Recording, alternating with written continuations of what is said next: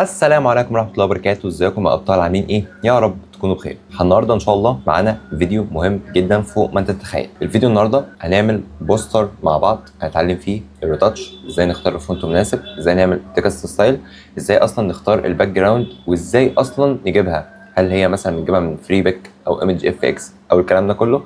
فانا هقول لك في الفيديو ده على كل حاجه. اتمنى انك تطبق معايا في الفيديو، وانا طبعا هسيب لك الملحقات على قناه التليجرام. كل اللي تعمله انك هتنزل تحت في اللينكات وتدخل تحمل الملحقات وتنفذ، وطبعا ايه تبعت لي نعمل نقد للتصميم. يعني هنقد التصميم وابعت لك الحاجات اللي انت المفروض تعملها عشان تحسن من التصميم بتاعك. انا مش عايز اطول عليك، ويلا بينا نبدا على الفيديو. ندخل على الفيديو يعني. وقبل ما ندخل على الفيديو، اول حاجه لازم تصلي على النبي، دي حاجه. تاني حاجه اتاكد انك عامل سبسكرايب للقناه، ويلا بينا نبدا الفيديو ان شاء الله. وبص يا سيدي، شايف التصميم اللي قدامنا ده؟ احنا هننفذ فيه حاجه النهارده ان شاء الله. فانا عايزك تركز معايا واقول لك ازاي عملنا الباك جراوند، ازاي جبناها اصلا على اي موقع، ازاي عملنا ريتاتش للكاركتر اللي معانا، ازاي اخترنا الفونت ده، ازاي عملنا التكست على الفونت ده بحيث ان هو يواكب الفكره. فاحنا اول حاجه بنعملها ان احنا بنيجي نفتح المقاس بتاعنا اللي هو 1080 في 1350 والريزوليوشن 72 في لاج ريزوليوشن 72. نتاكد ان الالوان ار جي بي لاي حاجه بتنزل على السوشيال ميديا، ونيجي هنا نتاكد انها بيكسل سنتيمتر، وهنا فوق الوحده بتاعتنا بيكسل. كل اللي نعمله ان احنا نعمل هنا كرييت. فتح معانا البروجكت اللي احنا هنشتغل عليه. فطبعا انا هجيب الباك اللي انا عاملها هنا جاهزه، وانا اقول لك انا جبتها ازاي كده بالظبط.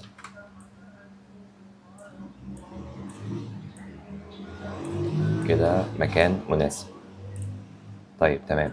وانا جبتها ازاي؟ كل اللي عملته ان انا دخلت على جوجل وفتحت شات جي بي تي، قلت له انا عايز برومبت صورة بغرفة غامضة يكون فيها شباك جايب ضوء أزرق فاتح، ويكون فيها مراية صغيرة. حرفيا أنا بتعامل مع شات جي بي تي إنه أخويا يعني، أو واحد صاحبي أنا بتعامل معاه فبيدي اللي أنا عايزه. فأنا بكتب له كل حاجة بالتفصيل الممل كأني بكلم واحد صاحبي بالظبط. برومبت صورة لغرفة غامضة يكون فيها شباك جايب ضوء أزرق فاتح، ويكون فيها مراية صغيرة، وعايز الألوان. هقول له بقى إيه؟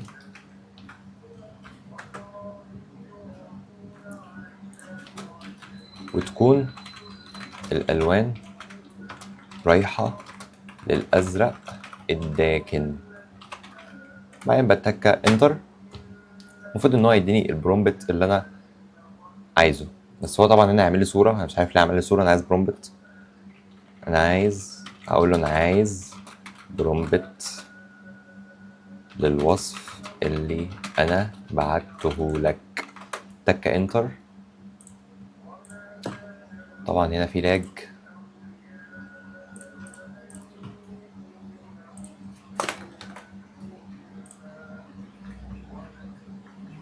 هنا طبعا حمل صورة كده، بس انا طبعا مش عايزها. انا عايز اللي انا قلت له عليه. ممكن نقفلها. نيجي هنا نعمل شات جي بي تي، نخش من هنا واكتب له نفس البرومبت تاني.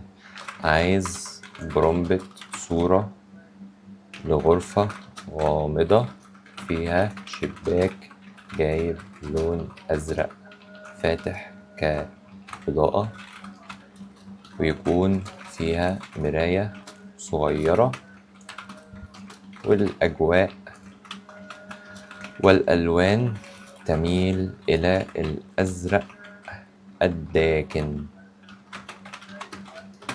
تك انتر. جهاز البرومبت بتاعي. كل اللي هنعمله ان احنا هناخد هنا البرومبت ده كوبي، كنترول سي، ونيجي على ايمج اف اكس نعمل كنترول في، ونتاكد ان المقاس اللي عاملينه 3 الى 4 اللي هو موبايل بورتريه، ونعمل كرييت. طبعا انت كتبت لهم برومبت، فانت ممكن تعملهم مره واثنين وثلاثه، ممكن يظبط معاك من اول مره. وانت الصوره المناسبه معاك انت بتاخدها وتشتغل عليها. فانا عشان ما اطولش عليك، انا بس عايزه يجيب لي الجنريت اللي هو عمله لي. هو عمل حاجه مقاربه، بس عشان نوصل للنتيجه اللي احنا عايزينها هنعمل كتير. تمام، انا اديتك الهنتايه بس مش اكتر. دخلنا على فوتوشوب تاني. احنا جبنا الصوره بتاعت الباك جراوند. طيب المفروض ان احنا نعمل ايه تاني؟ اللي احنا هنعمله ان احنا هنيجي على كان متصور لي السيشن كامل، فانا اخترت الصوره المناسبه للبوستر ده، واخترت الصوره دي.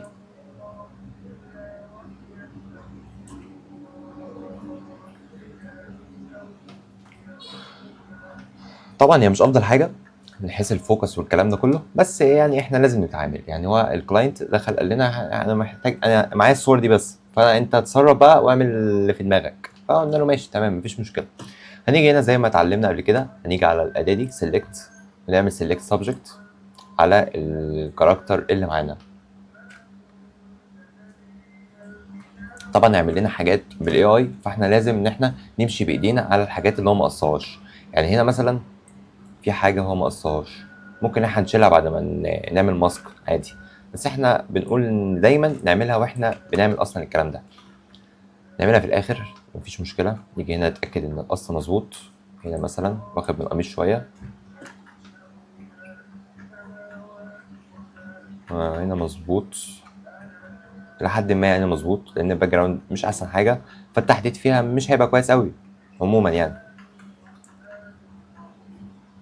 هنا حدد، ممكن نجيب الحته دي كمان كده معانا ونعمل ماسك. بعد ما عملنا ماسك ادي الجسم اللي ظهر معانا، هنعمله هنا convert to smart object، وبعد كده نسحبها على الملف اللي معانا، ونعمل كنترول تي ونصغرها شويه بحيث انها تكون مناسبه في التصميم بتاعنا، مثلا كده، او بلاش كده، تعالى نرفع دي شويه عشان تكون واقعيه. واعتقد ان الحجم ده اللي معايا ده مناسب. طيب بص، دي الحته اللي انا بقول لك عليها، ركز، الحته دي اللي فيها مشكله في القص. هنيجي هنا على البرش ونعمل هنا ماسك، ونتاكد ان هنا الاسود، لان الاسود بيخفي زي ما اتعودنا، اسود بيخفي ابيض بيظهر. تمام. نيجي هنا نتاكد ان الاوباستي 100 والفلو 100، نشيل بقى بايدينا كده. طبعا مش هتبقى افضل حاجه، بس احنا لازم نتعامل باللي معانا كده بالظبط. نيجي هنا مثلا نمسح تاني، ونيجي هنا عند الشعر،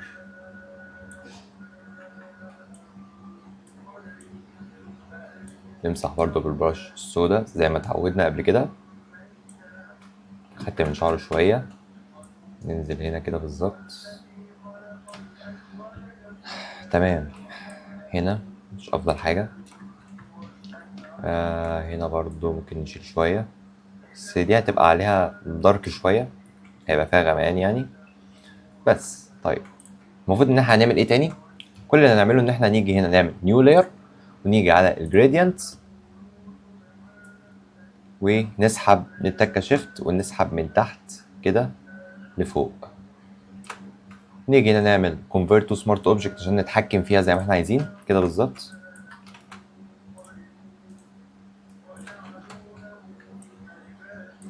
ممكن نعمل لها دبل كده، نسحبه من تحت شويه، ونيجي على الكاركتر بتاعتنا دي، نيجي على الماسك اللي احنا عاملينه، نيجي على الجريدينت نتاكد ان هو اسود، ونسحب شيفت برضو من تحت لفوق كده بالظبط. طيب ايه اللي المفروض نعمله تاني؟ اول حاجه يا سيدي، احنا لما نيجي نعمل ريتاتش لصوره او مثلا حاجه فيها غموض زي كده، فكل اللي هنعمله ان احنا هنشوف اتجاه الاضاءه جاي ازاي. وطبعا لو احنا شفنا هنا وركزنا هنلاقي ان الاضاءه جايه كده، بص كده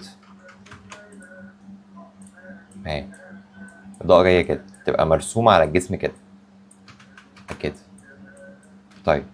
طب هل الحته دي هيوصل لها اضاءه؟ لا، بس مفيش هنا اضاءه. ولو خدنا بالتصميم، التصميم بص هنا كده دارك، وهنا برضو الاضاءه مش افضل حاجه. طيب هنا اللون الاصفر ده المفروض هينزل على ايه؟ هينزل على الشعر مثلا والودنه والحته دي لحد هنا مثلا، او لا لحد هنا بالظبط، عشان الموضوع يبقى كويس معانا.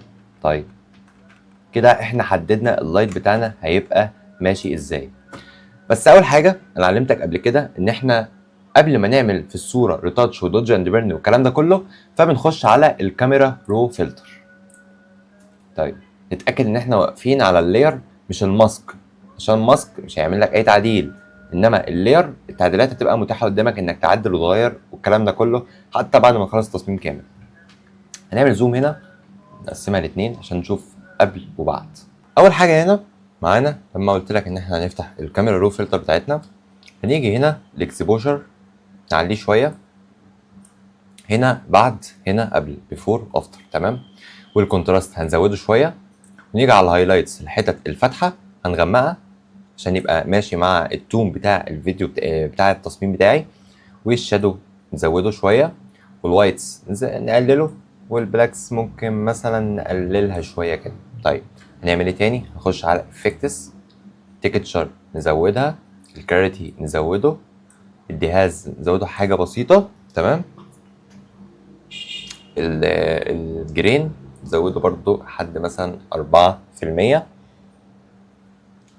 نيجي هنا على الديتيل، التفاصيل، النويز ريديوكيشن عشان خاطر الريتاتش كده بالظبط، نعمله مثلا لحد 12. ونيجي على الكلر، هنعمل تمبريتشر ناحية الأزرق ده سيان، هنا موف شوية، والفيبرانس والسيتيوريشن. بص يا سيدي، ده كده قبل وده كده بعد، الموضوع فرق جدا فوق ما تتخيل. ممكن هنا نيجي على الكلر ميكسر نعملها سيان شوية، والسيتيوريشن نزوده للأزرق، وبعد كده يا باشا نتكة اوكي. بص الصورة بقت عاملة ازاي، كده قبل كده بعد. طبعا التفاصيل هنا بانت عندي قوي. طيب هنيجي هنا من الادجستمنت لاير وهنعمل color balance، كنترول الت جي، جي مش جي. نيجي هنا سيان نزوده حاجة بسيطة، والموف نعمله برضو كده، والبلو نروح حاجة بسيطة كده هناك. ده بالنسبة للميد تونز. طيب الهايلايتس هنيجي برضو ناحية السيان، نيجي ناحية البلو هنا شوية.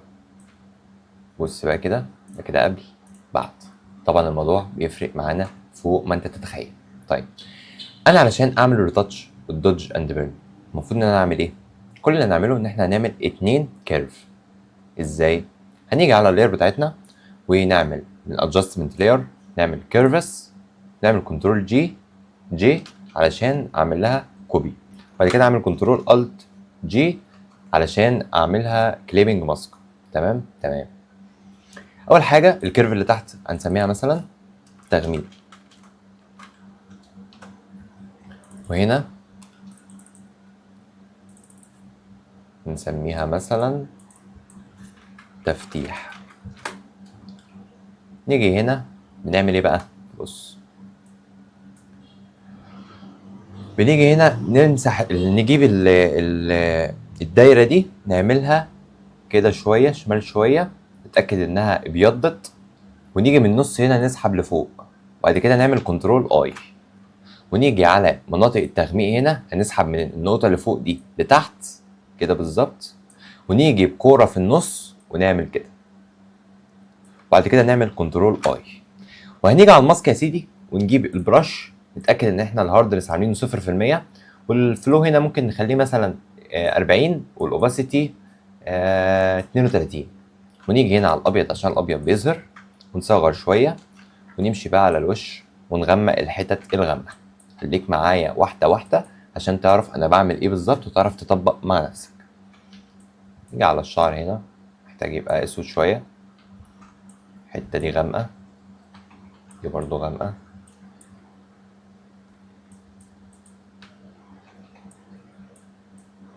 كل اللي بتعمله انك بتمشي على المناطق الغامقه بس كده بالظبط. مثلا عينه،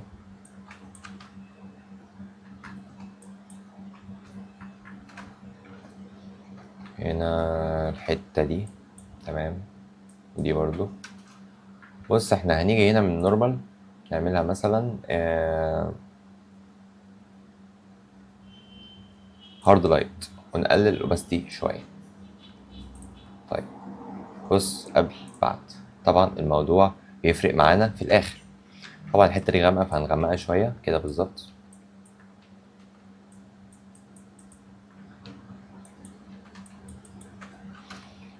نيجي هنا على الايد، غمق الحتت الغامقه.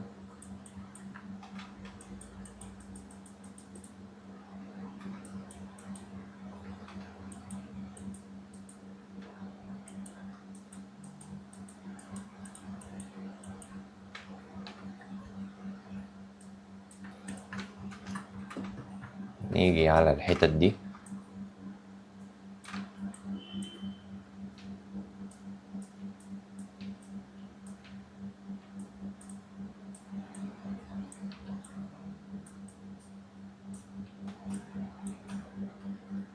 طبعا في ديفوهات احنا هنعملها بس مش عايزك تستعجل عليا.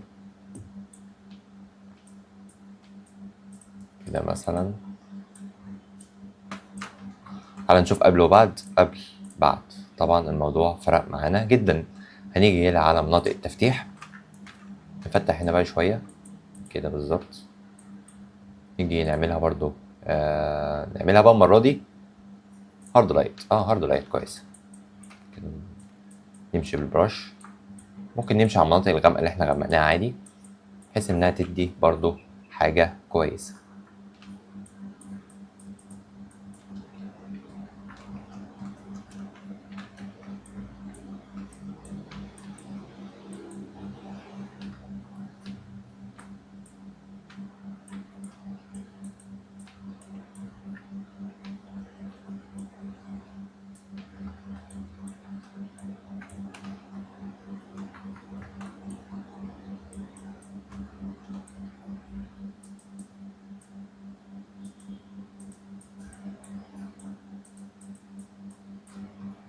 بص هنا قبل وبعد، قبل الدوج اند بيرن وبعد، الموضوع اختلف معانا جدا.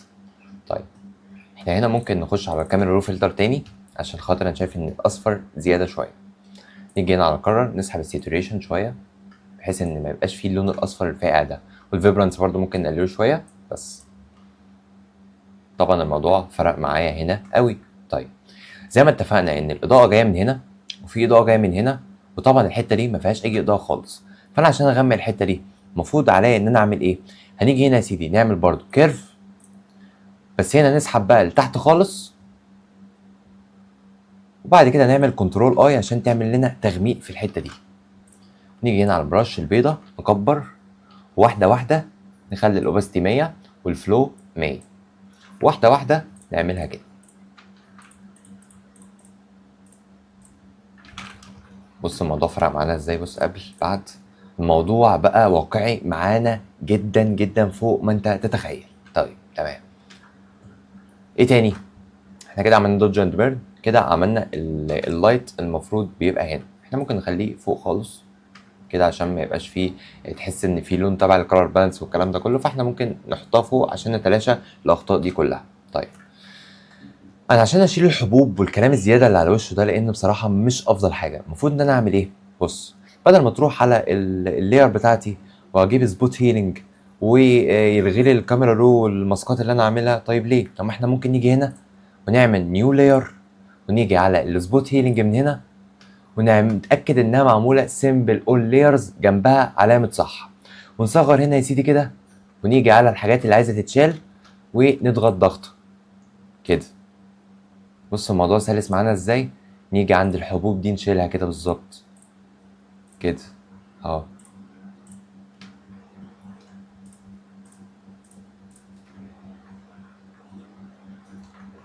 هنا مثلا انا مش دي ديفوهات، على ما اظن كده تمام، وش اتحسن عن الاول طبعا عشان شلنا الزيادات دي. طيب ايه تاني المفروض يتعمل؟ لو جينا هنا على الجسم بتاعنا هنحس ان الدنيا برضو لسه فاتحه شويه كده. احنا المفروض نعمل ايه؟ في حاجه كنت شرحتها قبل كده اسمها color لوك اب، ودي بتغير المود بتاع الصوره او التصميم 180 درجه. حاجه مثلا في فلتر بيحسسك ان انت فعلا في غموض، تمام؟ في فلتر بيحسسك اول ما تشوفه كده ان الدنيا حر او في صهد طالع من الموضوع. في فلتر تالت يعمل لك مثلا الموضوع ابيض واسود من السبعينات والستينات والكلام ده كله. فوجي نايت بقى ومون لايت والكلام ده كله، الافكتات دي جميله جدا على الصور بتاعتنا والتصميم عموما بعد ما بنلون. طيب دي بنجيبها ازاي؟ لو جينا على اللاير بتاعتنا وجينا من ادجستمنت لاير، هنلاقي حاجه اسمها كلر لوك اب تحت الشانل ميكسر. لو ضغطنا عليها ضغطه كده، نتاكد ان احنا عاملين دي صح ودي صح، معلمين هنا وعاملين هنا صح. طيب هنيجي هنا نختار بقى اللي احنا عايزينه والفلتر اللي هيليق على الديزاين بتاعنا، نغير كده براحتنا. بص الموضوع عشان بس ايه تكون واخد بالك، موضوع لذيذ. بص ده مثلا تون ده جامد قوي، شايف ان هو لايق على الحوار قوي. طب هعتمده. طيب انا هسيبه كده؟ لا مش هتسيبه كده، هنيجي نعمل الاوباسيتي بتاعته نقلله شويه بحيث ان هو ما يكونش بغماء قوي كده بالظبط. بص قبل فرقت، بص احنا مثلا عملنا 100% فرقت ازاي، بس احنا هنقلله ونيجي على الماسك بالاسود نشيل اللون اللي عمله على الشفايف لان مفيش شفايف لونها رمادي كده. تمام. وهنا برضو نفس الحوار. طيب كده احنا ظبطنا كل حاجه ما عدا ان احنا نظبط الاضاءه بتاعتنا. طيب الاضاءه دي بتترسم ازاي؟ هقول لك. احنا ممكن نعملها يدوي عن طريق سوليد كلر ونعمل ماسك على الكاركتر اللي معانا ونمشي بالبرش، او ممكن نعمل نيو لاير ونختار لون من لون الشباك ده اللايت ده ونرسم ونعمل سكرين او لينر دوج او كلر دوج او اي حاجه من الكلام ده كله. فاحنا هنستخدم كذا طريقه، الطريقه اللي هتنفع معانا الاول هنعتمدها دايما لان في اكتر من طريقه، بس الطريقه اللي في الاخر انت توصل لها انك ترسم لايت صح اعتمدها، يعني ما تاخدش كلام اي حد، هي ده مش قرآن. تمام. دي حاجه انا مثلا عندي طريقه، انت عندك طريقه، الكلام ده كله، فانت ما تحكمش نفسك على طريقه معينه حد بيقولها من اليوتيوبرز. تمام. هنيجي هنا على اللاير بتاعتنا من فوق نعمل سوليد كلر، نعمله كنترول الت جي عشان ندخله جوه. طيب هنيجي هنا بالاير دروب ننزل مثلا على اللون ده بعدين نعمل اوكي. هنيجي بقى من قائمه البلندنج اللي هو النورمال والهيو والسكرين والكلر دوج والكلام ده كله ونشوف ايه اكتر درجه لون او تشبع لون هيبقى لايق على الاضاءه اللي مرميه على الكاركتر. هنيجي هنا مثلا نجرب سكرين، طيب نجرب كلر دوج، طيب لينر دوج، طب لايت كلر، طب اوفرلاي سوفت هارد. الموضوع ممكن ما يكونش افضل حاجه. بص طب احنا لو اخترنا ده هنعمل ايه؟ لينر لايت، نعمل مثلا نجرب مع بعض، نعمل كنترول اي، نجيب البرش نتاكد انها الابيض، نمشي هنا مثلا كده. الموضوع معانا مش افضل حاجه. طيب الحته اللي احنا رسمناها دي عايزين نشوف بقى شكل واقعي للاضاءه اللي مرميه، نعمل ايه؟ هنيجي هنا ممكن نعملها مثلا سكرين او لينر دوج او كلر دوج،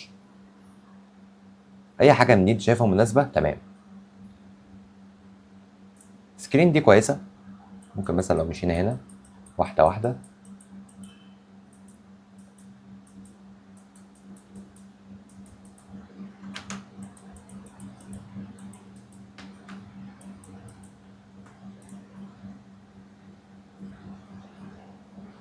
انا بجرب معاك، انا بجرب بدماغك على فكره، انا بقول لك هنعمل كذا طريقه. طيب انا شايف مثلا ان الطريقه دي مش مناسبه معايا او مناسبه معايا شويه. طيب تمام، انا شايف انها لينر دوج كويسه، بس احنا هنا نيجي على الشعر نشيل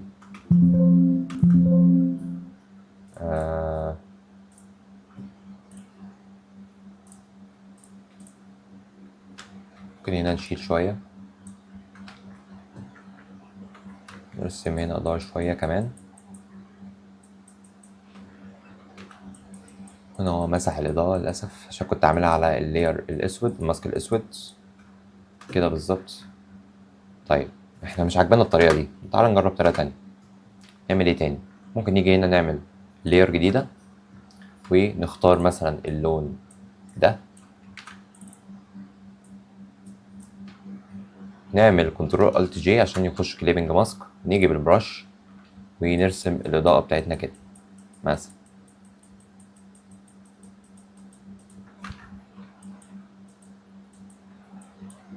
احنا لحد الان رسمنا اضاءه بديهيه عشان نجرب البليندنج بتاعي بقى عامل ازاي. نيجي هنا مثلا نعملها سكرين.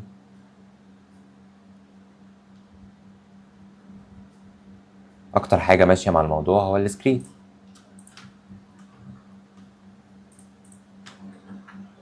صح ولا مش صح؟ هنا بص رسم اضاءه، الاضاءه جايه كده معانا. طيب ايه اللي تاني المفروض نعمله؟ احنا ممكن نزود على اللايت ده حاجه تانية بنعملها عن طريق الادجستمنت او البلندنج، ادوات البلندنج اوبشنز، ونيجي على الانر جلو. بعد ما يفتح معانا نختار مثلا اللون ده، نتاكد ان احنا عاملين لينر دوج او كلار دوج. نجرب عادي. احنا جينا هنا، احنا نيجي على اللاير الاساسيه، لازم اللاير الاساسيه نعمل انر جلو، نعملها مثلا هنا لينر دوج. السايز بتاعنا نزوده كده بالظبط، والرينج ممكن نقلله. لو النادر دوج ما عجبكش اعمل مثلا كلر دوج، شوف المناسب معاك هيبقى ايه واعمله. نايت كلر، انا شايف ان الكلر دوج افضل حاجه. نعمل اوكي. بعد كده بنيجي هنا نعمل كرييت لاير، كليك يمين كرييت لاير، نعمل اوكي. نيجي على اللاير بتاعتنا دي نعمل ماسك، طبعا نشيل الحاجات اللي هنا دي لان هنا مفيش اضاءه خالص واصله كده بالظبط.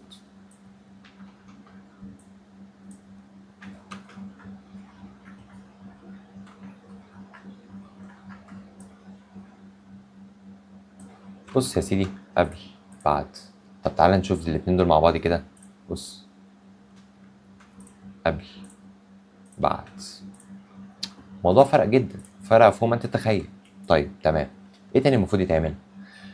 في هنا اضاءه صفرا ورايا.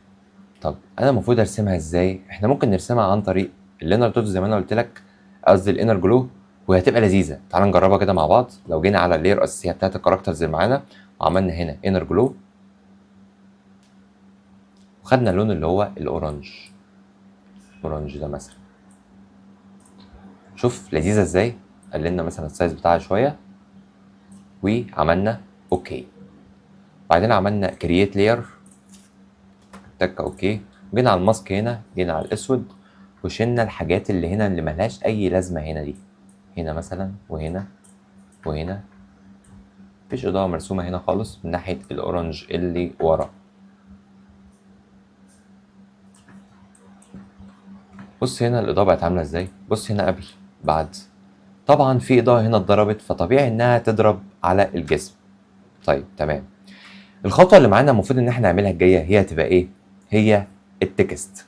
والتكست هنا يا صديقي انت لو خدت بالك هتلاقي ان التصميم بتاعنا يعني رايح لجو الغموض، فيه غموض، فما ينفعش التكست بتاعي يبقى مدلع، ما ينفعش التكست بتاعي يبقى مودرن قوي، لا احنا عايزين حاجه كده متوسطه قديمه، الكلام ده كله. طيب المفروض ان انا هعمل ايه؟ هنيجي مثلا هنا نكتب التكست بتاعنا، الجمله اللي كانت في البريف، مكتوب مثلا التروما اللي،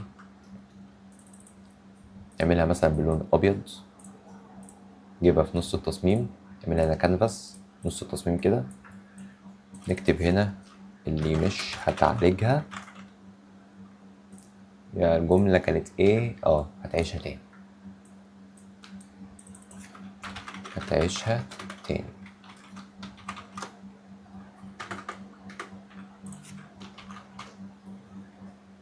نعمل هنا في النص.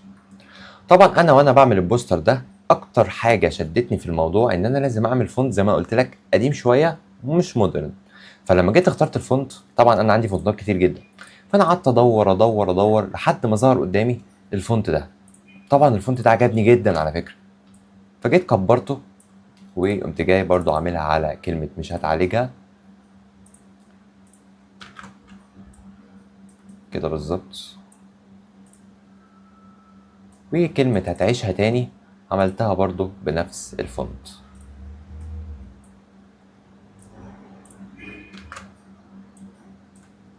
ممكن هنا نجيب الثلاث جمل ونصغرهم شوية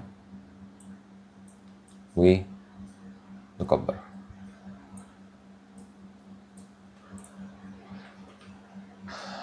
طيب جميل قوي.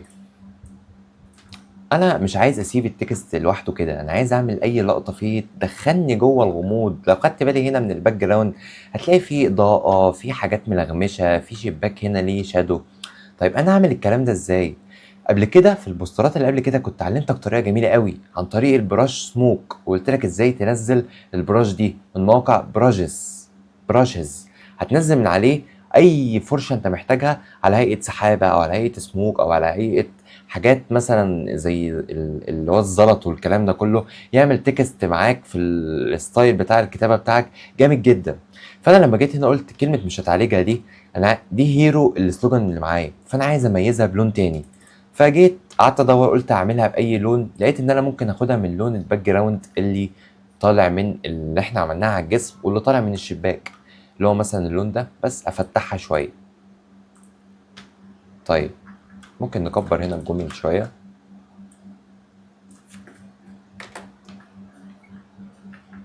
ونيجي هنا على كلمه التروما اللي هنعمل ماسك، ونيجي على البرش هنا مثلا كده نختار سموك. انا مثلا كنت منزل براش سموك هنا اهي، تمام. صغرها شويه عشان كنت مكبر البتاع بتاعتها. نيجي نتاكد انها معموله على الاسمر، ونقوم جايين متكين كده. بص الموضوع بقى عامل ازاي. طيب هنيجي على كلمه مش هتعالجها نعمل ماسك، ونمشي برضو بالبرش بتاعتنا كده بالظبط. كلمة هتعيشها تاني برضو نفس الموضوع اللي احنا عملناه في الجملتين التانيين، هنيجي بالبراش برضو ونمشي عليها كده. طبعا الموضوع تحس ان هو دخل معاك في المود شوية كده، فالموضوع بقى في اللذيذ منه خالص. تمام. طيب انا المفروض ان انا اعمل ايه تاني؟ بص، احنا ممكن نستغل الباك جراوند دي ان احنا نعمل مثلا كلمات على الحيطة تدل ان دي حاجة كمين محترمة او كمين كويسة او قريبا او الكلام ده كله. فانا المفروض ان انا هعمل ايه؟ بص، احنا لو جينا على الباك جراوند بتاعتنا وجينا هنا على اداة السبوت، عملنا اوكي، حولناها ريسترايز لاير، وجينا على اللي في الحيطة ده كبرنا كده مسحنا. ممكن دي نعملها في جروب، امسحها كده بالظبط عشان اقدر اشيل الحاجات اللي على الباك جراوند ورا. بص الموضوع حلو معانا ازاي. مثلا ده مش محتاجينه في حاجه، الموضوع في اللذيذ خالص يعني. اداه السبوتلينج دي سحر انك تشيل اي حاجه من التصميم. طيب بص، احنا خلينا الباك جراوند بتاعتنا عباره عن مفيهاش كلام خالص، حرفيا مفيهاش كلام خالص. طيب المفروض ان احنا نعمل ايه هنا؟ احنا مثلا ممكن ناخد كلمه من دي نعملها مثلا قريبا، نيجي هنا على المرايه نتك على الالت، نسحب لتحت كده، نكبرها شويه مثلا، ونعملها على المرايه كانها واخده من المرايه بالظبط. ممكن هنا اعمل تكتين عشان ادخل على بليندنج اوبشنز، ومثلا اسحبها كده قريبا، تبقى كلمه قريبا محطوطه بشكل كويس. طيب ممكن مثلا نكتب كلمه تروما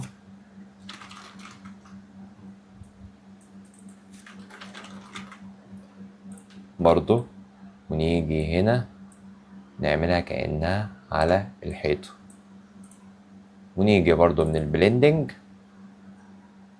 عشان في حاجات غامقة وراها، فاحنا ممكن نعمل كده، نسحب، ممكن نسحبها كلها كده، وبعد كده نعمل Alt ونضغط يمين عشان الموضوع يبان انه سلس وحقيقي. طيب الموضوع بقى كويس لحد الآن. طيب هنعمل الكاركتر تاني. بص بقى الموضوع بقى حلو ازاي. التروما دي احنا هنجيبها ورا الكاركتر ونصغرها شوية بحيث انها تكون باينة وواضحة. طيب هنعمل ايه تاني؟ هنعمل اللي احنا متعودين عليه دايما، هنجيب اللوجو بتاعنا مع الايكونز ونسحبها على التصميم بتاعنا، نخليها فوق، نعمل كنترول تي ونخليها تحت كده بشكل كويس.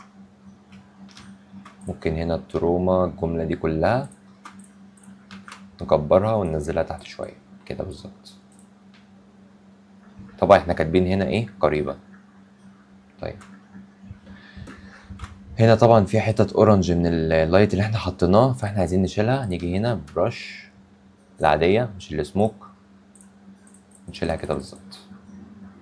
والموضوع يا سيدي في اللذيذ منه خالص. طيب احنا كده خلصنا التصميم بتاعنا، عرفنا ازاي نعمل ريتاتش، ازاي نقص الكاركتر اللي معانا، تمام، ازاي عملنا التكست ستايل، ازاي اخترنا التكست اصلا، ازاي عملنا الكلام ده على الحيطه، ازاي شلنا الحاجات الاصليه اصلا اللي في الصوره اللي في الباك جراوند، وازاي عملنا الجريدينت والكلام ده كله.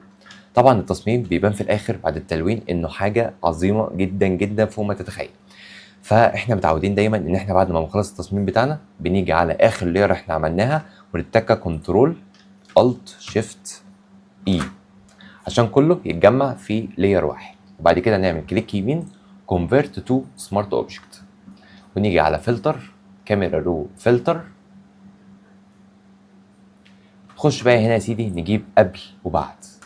طبعا هنا ايه التصميم بتاعي فيه غموض، فانا اول حاجه هاجي على التمبريتشر اخليه ناحيه السيان حاجه بسيطه، ونيجي هنا ناحيه التنت الموف حاجه بسيطه، الفيبرانس اقلله، الساتوريشن اقلله، او مثلا بلاش نقللهم عشان الاضاءه اللي ضاربه على الجسم. هنيجي على الافكتس نعمل تكتشر نزوده، الكلاريتي نزوده او نقلله، الجهاز هنا نزوده حاجه بسيطه، الفيجنيت عشان يبقى جاي من بره لجوه غامق من الاطراف، ونيجي هنا على الجرين نزوده شويه. طب اللايت هنزود اكسبوشر حاجه بسيطه، كونتراست نيجي على الهايلايت نقلل، والشادوز نعلي، الوايتس نقلل، البلاكس ممكن مثلا نقللها برضو. وهنا يا سيدي بص التصميم قبل التلوين، وهنا مثلا بعد التلوين. حرفيا الموضوع لذيذ جدا فوق ما انت تتخيل بجد. طيب هنعمل ايه تاني؟ ممكن هنا نيجي على الكالر، عايز اقلل فيبرانس شويه ويقلل الساتوريشن حاجه بسيطه. نيجي هنا على كالر ميكسر، نيجي على اللون الازرق هنا خليه مثلا كده، نيجي على لون السيان،